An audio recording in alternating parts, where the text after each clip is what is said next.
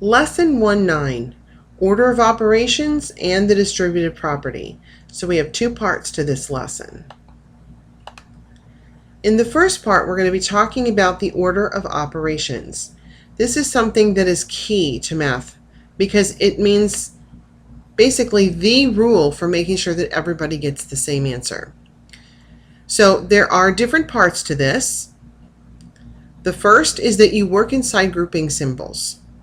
Okay, usually that's parentheses, but there's also brackets and braces and absolute bars and fraction bars. It's just that usually it's parentheses, so we actually use a parentheses in this little reminder that we'll talk about in a minute. The next step I've actually skipped because we are not dealing with exponents right now. I think you probably have been introduced to them in the past, but you've never really done them in depth. So I've skipped it for right now and gone to the next step. Multiplying and dividing. We do them in the order that they come from left to right. So if I say multiply and then I say divide, that doesn't mean that you do any multiplying before you do dividing. And what you do is you do them at the same time, but in the order in which they come from left to right. You cannot go backwards from right to left. You must go left to right. So if 6 divided by 2 and then it's times 4, you would do the 6 divided by 2 first. Then you would multiply by 4. Okay? Then our last step is to do any adding or subtracting.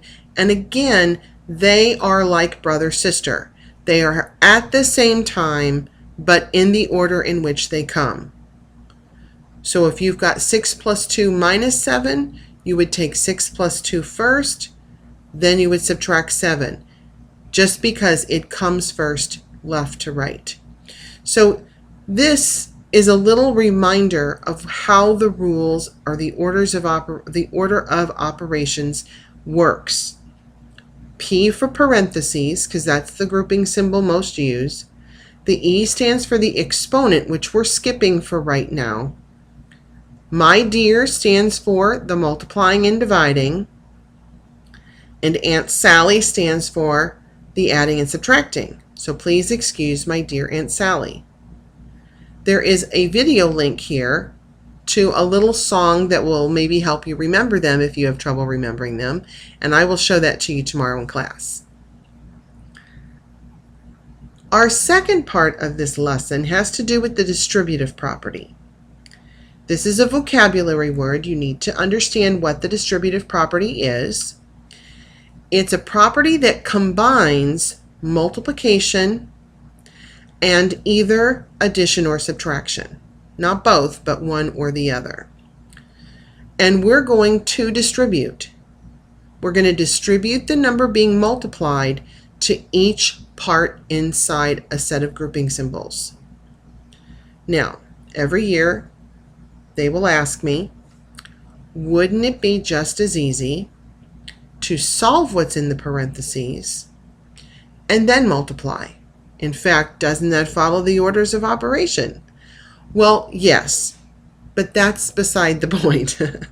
The point is that they're trying to make you understand what the distributive property means, and they're doing it in a way that is comfortable to you, meaning that you can see it both ways. So it's kind of a way of easily checking yourself. You will need to understand how the distributive property works in your studies next year, for sure. So that's why they kind of baby step you into this property, because it is one of the more difficult properties. I think it's a good idea to look at this next slide. This has to do with doing it mentally. Now, I'm not going to necessarily require you to do this mentally, but I do challenge you to try it.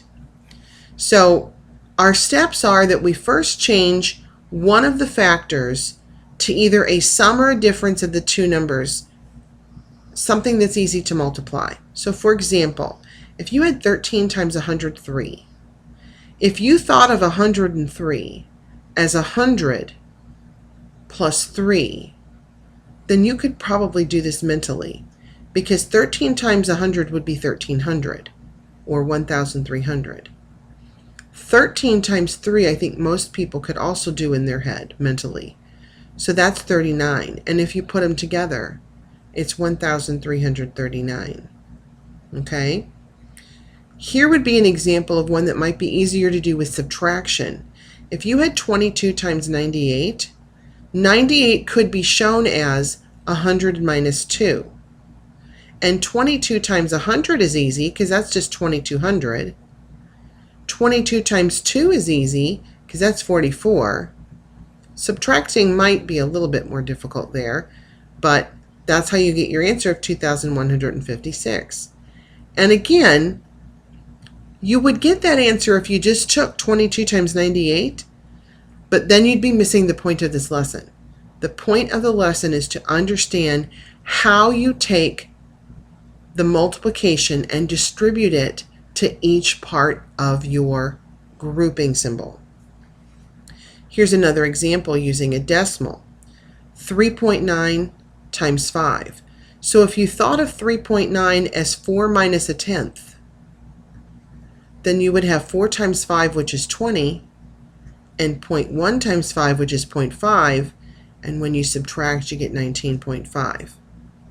Let's go back and look at the examples that I had on the other slide. If you have 11 times 10 plus 3, what you're doing is you're distributing this times 11 to each part in the parentheses. So it's times 11, 10 times 11, and the times 11 with the 3.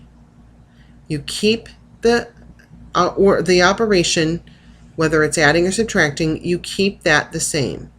So you'll see here we have the 11 times the first number, and here we have the 11 times the second number. Then we're going to multiply it out and add it together. And here's a subtraction example. So here we have 8 times the first number. See, that was the first number. Minus, so we keep that, and 8 times the second number. Okay. All right, let's do some practice.